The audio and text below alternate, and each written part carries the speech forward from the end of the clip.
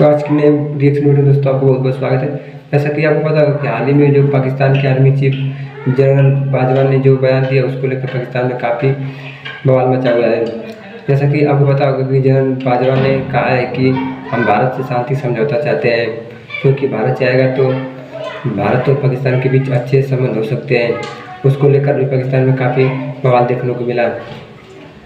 तो आज की इस रिएक्शन वीडियो में देखिएगा कि जय धामी जो कि पाकिस्तान में काफ़ी पॉपुलर है और एक सीनियर एनालिस्ट के रूप में हर जगह जाते हैं।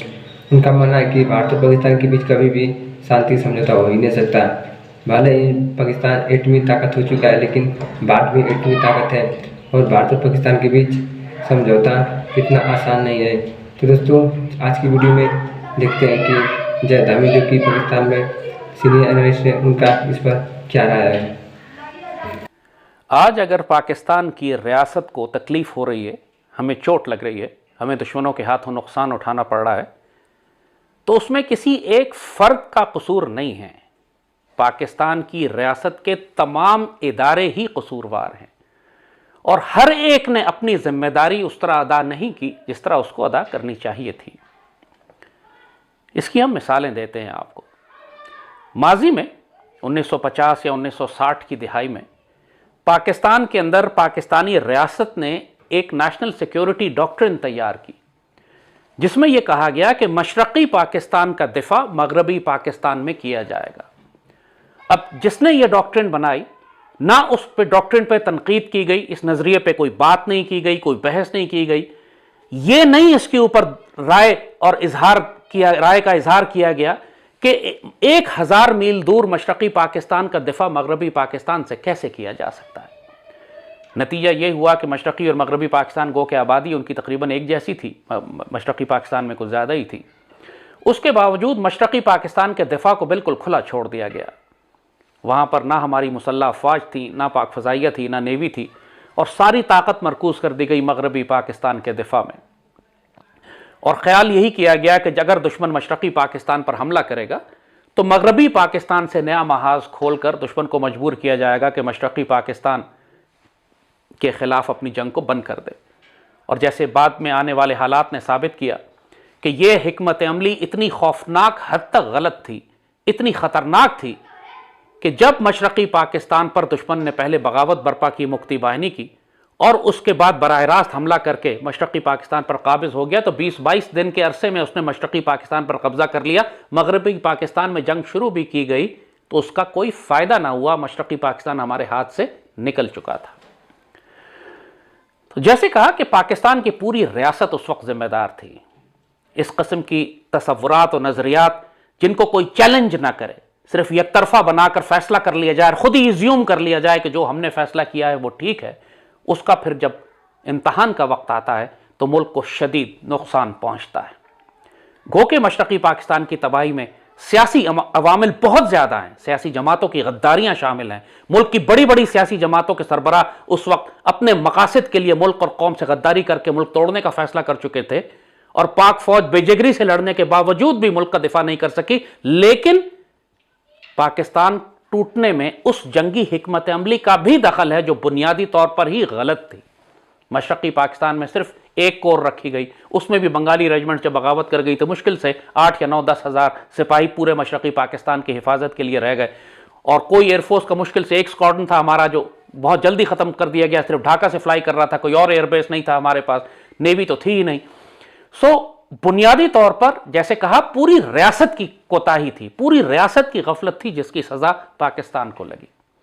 पाकिस्तान की सुप्रीम कोर्ट ने भी उस वक्त कोई काम नहीं किया, मीडिया ने भी नहीं किया, जिनको रियासती सुतून कहा जाता है। हुकूमत तो वैसे ही कोलैप्स थी, और पाक फौज के जवान लड़ने के बेजिगरी और दलेरी से अकेले तन्हा अबैंडन कर दिया जिस फौज को आपने, वो फौज लड़ने के बावजूद जाहिर है इतने बड़े दुश्मन का मुकाबला नहीं कर सकती थी। 1 और 15 का फ़र्क हो जहाँ पर।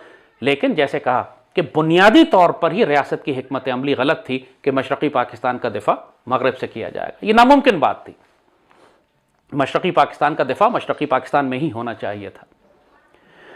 इसी तरह जब 1998 के बाद पाकिस्तान ने एटमी धमाके किए तो पाकिस्तान में एक मफरूज़ा कायम कर लिया गया रियासत की तरफ से कि अब पाकिस्तान और भारत के दरमियान कोई रिवायती जंग नहीं हो सकती, चूंकि अब दोनों एटमी ताकतें हैं। यह भी एक ख़तरनाक मफरूज़ा था।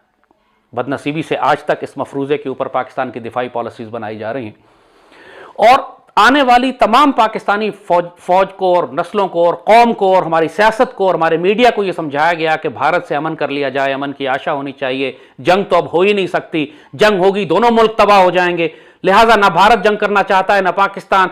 लिहाजा पाकिस्तान के दिफाई निज़ाम को इस हद तक मुअत्तल करने की कोशिश की गई कि रवायती जंग लड़ने के काबिल ही ना रहे पाकिस्तान। आपको याद होगा 2002 में भारत ने एक बहाना करके श्रीनगर में जब कार बम हुआ था, उसके बाद बहाना बनाकर पाकिस्तान के खिलाफ अपनी फौजें खड़ी कर दी।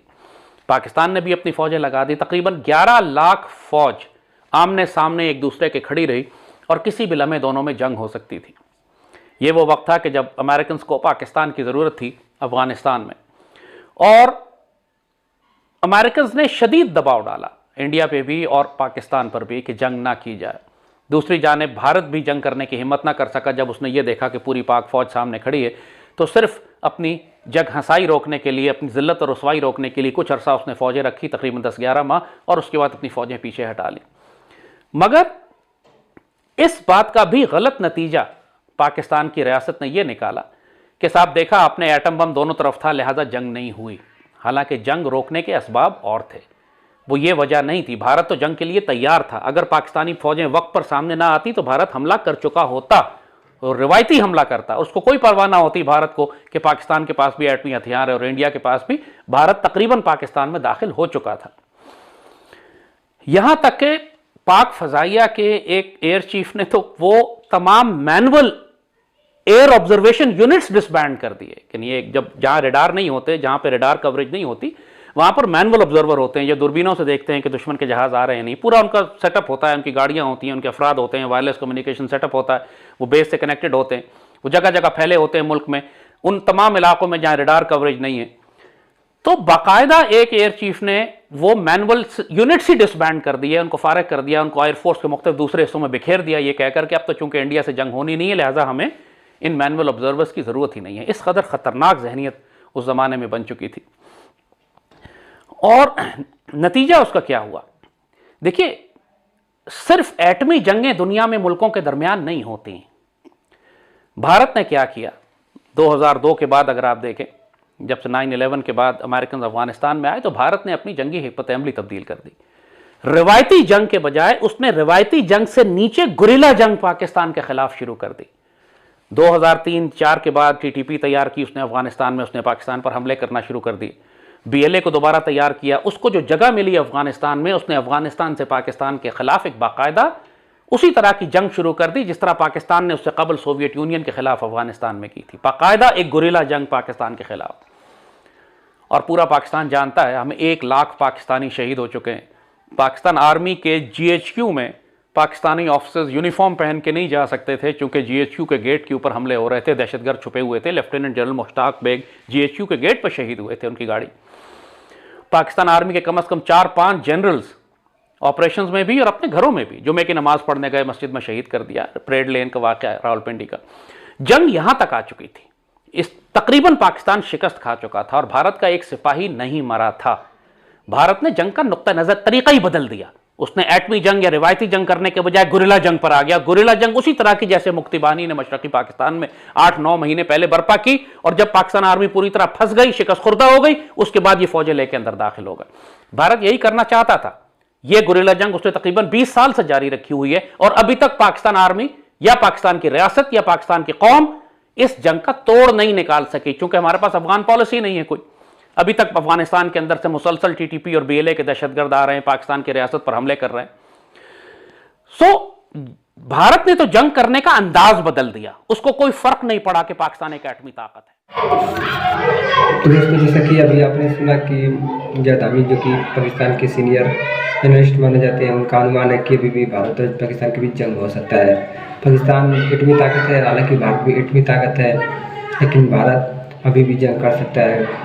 जैसा कि अब तो क्लियर हो गया है कि इनकी बातों से कि भारत और पाकिस्तान के बीच रिश्ते इतनी जल्दी सुलझने वाले नहीं हैं, क्योंकि अब जब इस तरह से जब एटमी ताकत होने के बावजूद भी जब जंग हो सकती है तो आप अंदाज़ा लगा सकते हैं। तो दोस्तों, आज की सिलेक्शन वीडियो में बस इतना है। अगली वीडियो में आपसे फिर मुलाकात होगी। तब तक दोस्तों अपना ख्याल रखिएगा और चैनल पर नए हो तो चैनल को सब्सक्राइब जरूर करेगा और वीडियो को लाइक शेयर जरूर करेगा। तब तक दोस्तों जय हिंद, वंदे मातरम।